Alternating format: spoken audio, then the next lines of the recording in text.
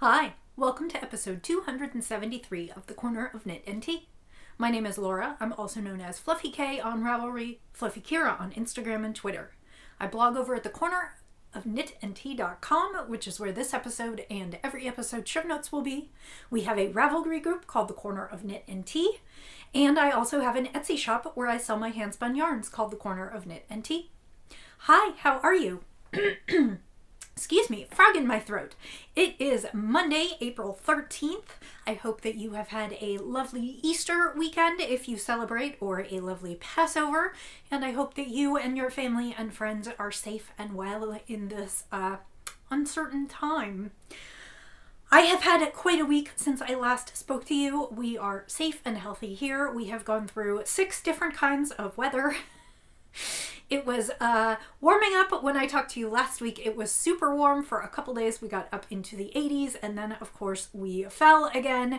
And yesterday it was freezing, and today I believe it is also quite cold as well. The house is chilly, so I am wearing a handspun sweater. The sweater itself is Moxie, and I cannot remember who the pattern is by. I'm a bad podcaster. The yarn is handspun. It was waterweed, which was a overdyed mixed, I believe, BFL and silk, and it was a Hello yarn fiber, and I think I had 4 bags, and so a pound of fiber. And I spun it up and knit the sweater. It is in my projects if you are interested.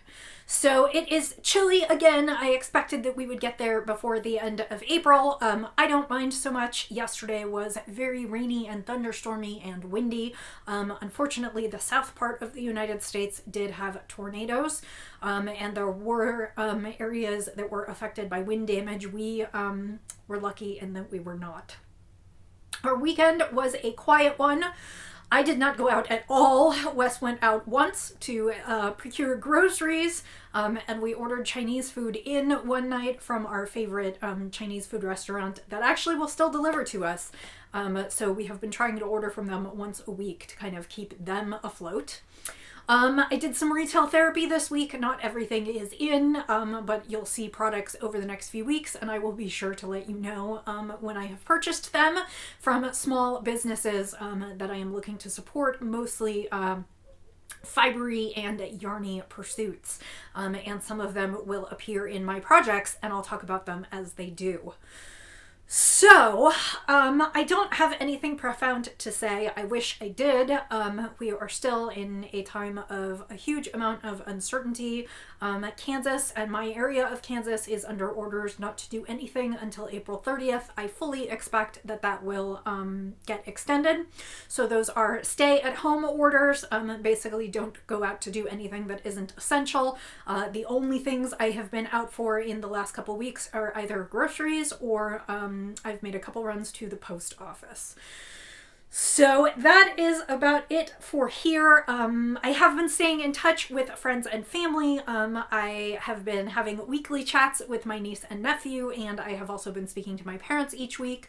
And then we have taken our group knit night online, and actually last night we had kind of an extra special second evening because some of us were kind of interested in seeing our friends and finding some company. So it's all about making do, and I am truly lucky in that I can still work from home, and so all I am facing is just staying at home, but I have my crafts and my books, and I'm taking the opportunity to do some things that I normally don't take the opportunity to do. I should say that to me, time outside of work is knitting time, and so a lot of the other things that I do cut into my knitting time, and so I am resistant to doing them. Yesterday I baked, and I do enjoy baking, but I made Irish soda bread. We had wheat flour in the cupboard that has been there for several years now, and we have a jar of molasses, and I had a big box of raisins, and so I decided to try and do that. That was kind of fun. It's a pretty easy process. You just need all the ingredients together, and then knead with your hands, and then put it in the oven and bake it for about 40 minutes, and it makes a very, very dense bread, but it is delicious. I had some for breakfast with butter, and it was lovely. And so I think we'll do a little bit more baking this week. It also occurs to me that I have time to read things. I was watching a podcast the other day by The Gentle Knitter, and she was talking, it was her AMA episode, Ask Me Anything episode, and she talked about a lot of the books that she absolutely loves. And one of the books she pulled out that she said she loves rereading are the Elizabeth Zimmerman books. And I have a couple of them. I know I have The Opinionated Knitter, and I think I also have The Almanac, and I might have Knitting Without Tears.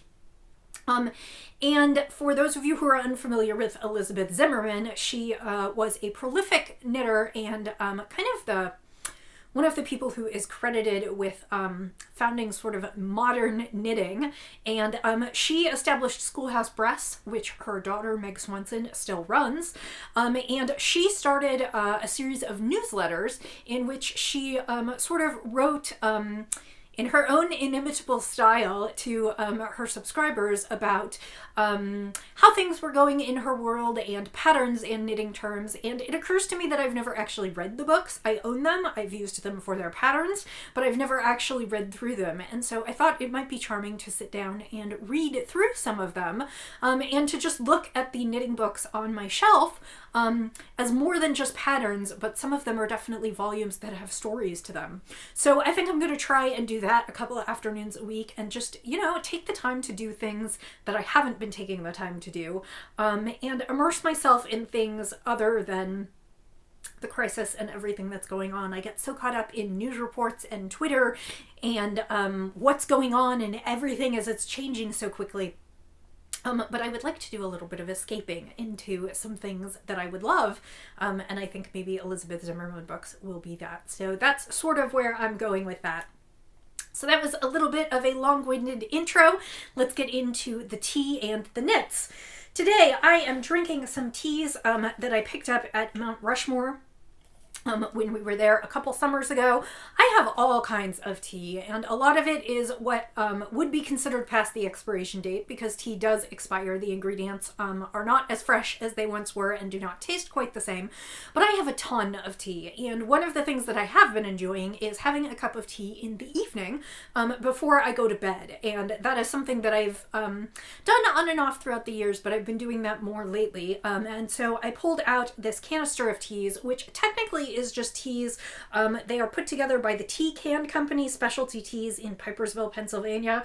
I assume they put together collections of teas and then just brand them with whatever the tourist trap is.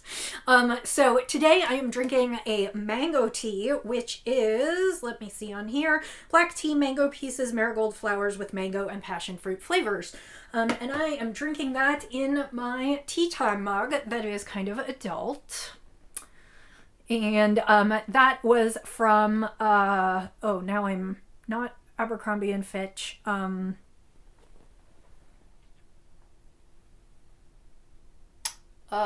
Shoot. Anthropology. I was like, it's the other A one.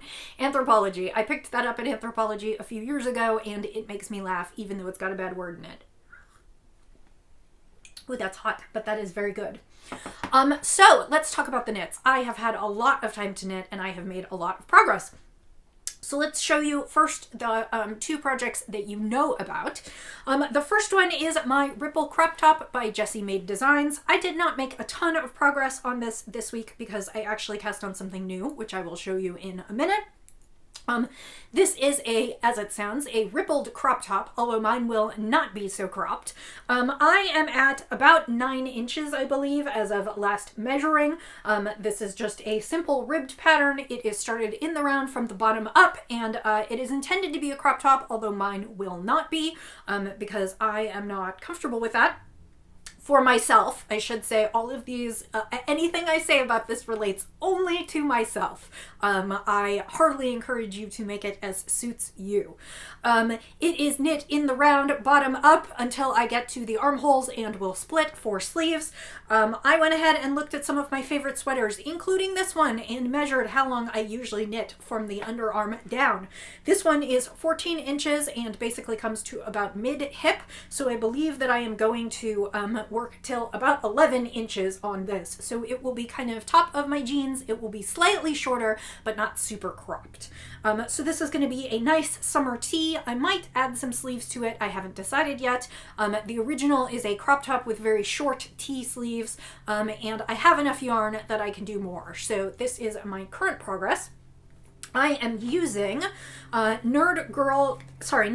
yarns, Yarn Geek fibers. This is their Rocketeer Race, which is a merino cashmere nylon, and the colorway is Vonda and McIntyre, who is a science fiction writer. Yarn Geek names her hand-dyed yarns for geeks, women geeks, who should be revered. So it is a turquoise with white, and then it's got bits of pink and purple, and I thought it would make a lovely, fun, kind of bright, summery top, and I was not wrong.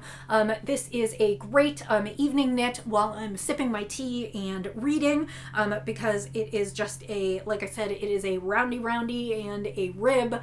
I'm not going to give away the secret sauce because it is a paid for pattern, but I should say that it's well written. It's a short pattern, and I think this is just going to be a favorite top.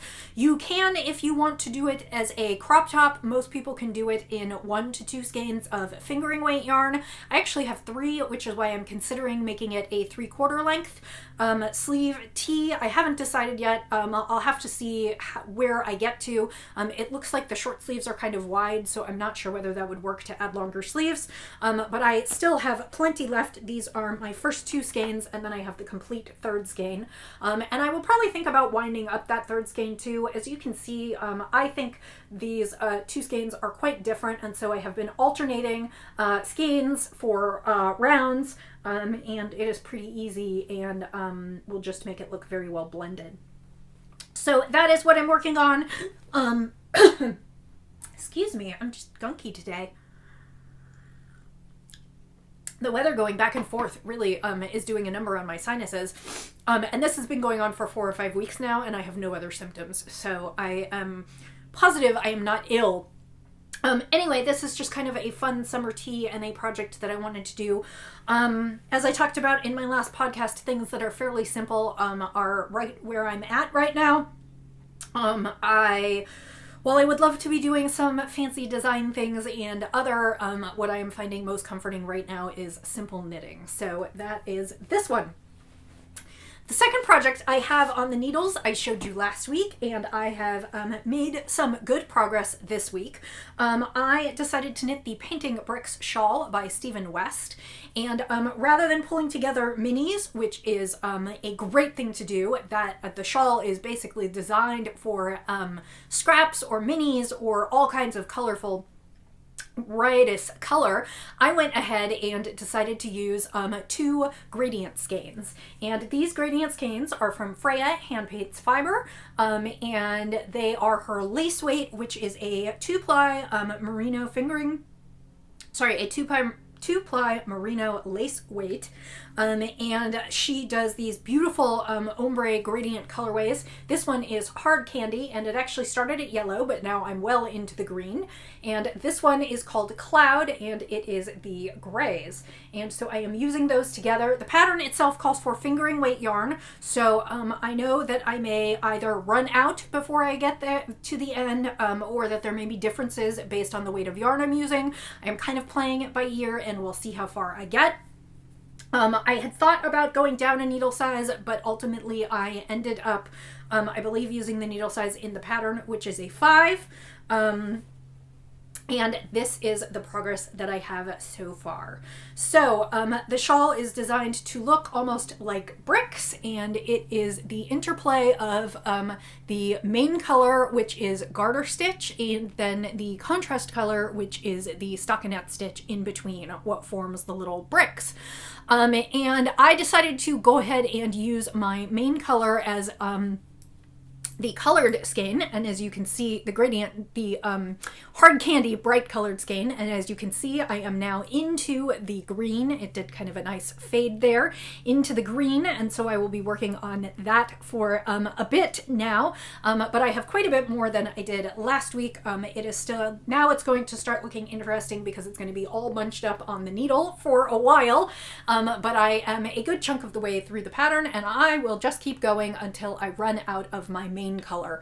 I chose to make the bright color the main color and sort of the mortar between the bricks because the main color uses up more yardage than the contrast color, and I was afraid that I would run out of the charcoal before I got through all the colors in this glorious ball, and I wanted to get through all of these colors, whereas if I miss a little bit of the darkest gray on the outside, that doesn't bother me. So I am continuing to work on these. These I actually stocked up on. These were one of the things that I purchased as part of my supporting small dyers. She was having sales for almost 2 weeks, but she still has some really beautiful yarns left in stock, so if you are interested in getting some gradients, it's Freya Fine Hand Paints, and she makes lovely, lovely yarns. And so I will continue to work on this. I am at the point where I do usually 2 to 3 sections of bricks a night, so like about 6 little sections, do the mortar and the brick and the mortar and the brick, etc. And I will continue to work on this one because I would love to have this one done. This again is a pretty simple knit project. You know, there is some counting in terms of where you're slipping stitches and whatnot. Oh, I should say that it is with slipped stitches, so the color work is basically striping. You're just alternating the colors that you knit, so it is not difficult, and it is stockinette and garter, and like I said, it is very much my happy place right now. I can see making a million of these, although I probably won't, but you could make a ton of them with all different colors. You could use variegates as your mortar colorway or your bricks, and there are just a million different things you can do. So again, this is the Painting Bricks shawl by Stephen West, West Knits, and if you look for it on Instagram, I'm sure you'll see a ton of them. So that is continuing to make me happy. The third project that I worked on this week is a new cast on, and one that I did not show you. I am working on another sample knit for Zen Yarn Garden. You know that I work with them quite frequently, so you see their yarns all the time. The current yarn that I'm working with is, here's their label, they are Zen Yarn Garden, and the base I'm using now is Serenity 20, which is a lovely mix of 70% superfine superwash merino, 20% cashmere, and 10% nylon. It is a fingering weight, and the kit that I received is called the Hummingbird Kit, which means it was inspired by that picture of the hummingbird. And the individual skeins were not named, but it was a 3 skein kit. And so the first skein that I got was this kind of mushroom color. I may have shown these to you last week. I can't remember. Is this mushroom color. And then I also got a multi-skein that has reds and browns and a little bit of yellow and green and orange and all of the colors found in that beautiful hummingbird colorway. And then the third skein is sort of a dark chocolate brown. I don't think this is their espresso colorway, but I could be wrong. Basically, the 2 browns pick up everything that is in the multi-skein, and so I decided to use them in this order. I am knitting the Washed Out Shawl by Joji Locatelli, which is a beautiful shawl that has sections of garter and lace. It starts at a point and then kind of fades through the colors. At this point, I am mostly finished with, okay, as the shawl is written, I am finished with color number 1. I may have to make some modifications to this shawl. The yarn that it uses calls for skeins that have about 450, 460 yards to the skein. This is a slightly heavier fingering weight and comes 400 yards to the skein, and the whole shawl takes approximately 1,200 yards. Now, she says that color 2, kind of the middle color, which is what would be my variegated skein, she used 440 yards of that. Now, of course, I only have 400, so I will be making adjustments as necessary, and I have already made one minor adjustment adjustment, which I will tell you about. And if I need to, I may wind some of this in later in the shawl as necessary. So you may see this one again, but for now I am sort of finished with it. So this is what I'm knitting. And you know what's so interesting to me? So I started working on this one yesterday, and it was very dark and cloudy yesterday, and all I could see in it were reds and browns. And now I'm looking at it, and it is an entire rainbow of color. Look at that. In the dusk, all I could see were like the reds and a little bit of the purples and the browns. And this is like a whole rainbow. So today this shawl looks completely different to me, which kind of funny. Anyway, as I said, this is a Joji Locatelli pattern. It is a paid for pattern, so you would have to purchase if you want to make it. But as with all Joji patterns, they are excellently written, easy to follow, stitch counts along the way, and so I have had no problem with this pattern. So the first part of the pattern is garter stitch, and again, I did this in my first colorway, which is this kind of mushroom brown, and it's got it's got a garter stitch edging, and then it's got some increases and decreases to sort of make this shape. It goes into a very simple lace section. And then the first modification that I made here is here, which is this garter section should actually have a few stripes of the multicolor in it. And I decided to go ahead and make this section solid because I knew that I wasn't going to have enough multicolor yarn. So I actually opted to make this section plain. So that is one change that I made. And then there is another lace section in the first color. And then now I am getting to the section where I am weaving in the second color. And so this section calls for alternating stripes between color 1 and color 2. And I went ahead and knit that as written. And now I am in a lace section. I have, I believe, 8 more rows on this lace section to go in the, in this particular section, and then I believe I am still working in alternating sections of garter and lace, and eventually I will start working in the third color. So I believe I am working on, I believe the end of, well, let me think about this. I'm either on section 3 or 4 in the written shawl. I cannot remember. I think this is section 3, and then when I'm finished, I will move to, yes, I think I have 8 more rows on section 3, and then I will move to section 4.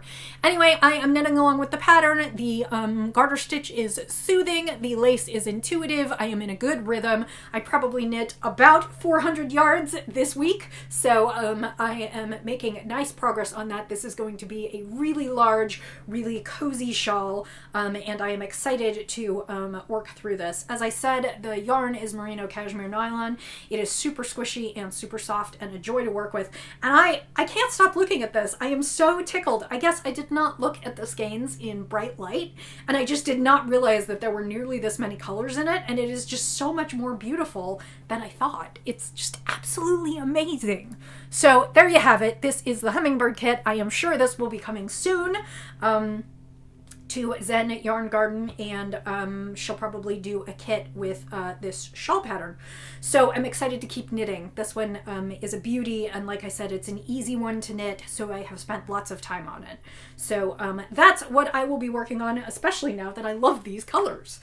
So that is the third work in progress. I do have a couple other things that I want to tackle this week. I have another hat pattern in my head. This one has actually been in my head for a while, but I would like to actually get it out and start working on it. And I also had a request from a 3-year-old friend, a 3-year-old grandson of a friend.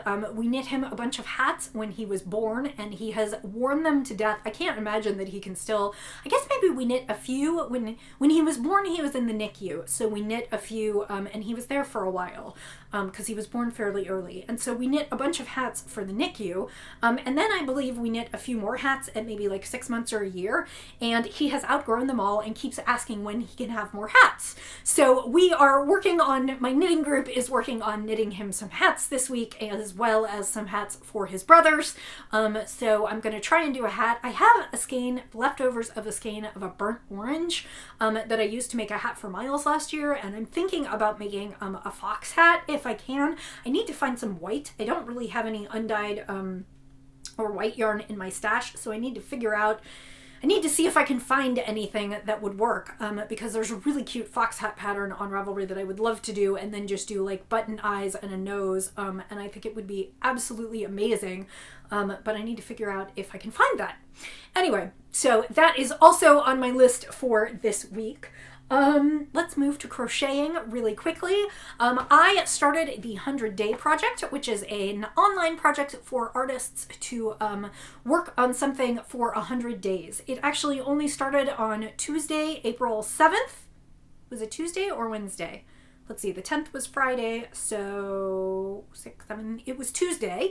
And I have been working on a stripe a day on my woodland crochet ripple afghan. And as I told you, I started at red, worked all the way through purple, worked back out to red, and now I'm starting to work back in the opposite direction again.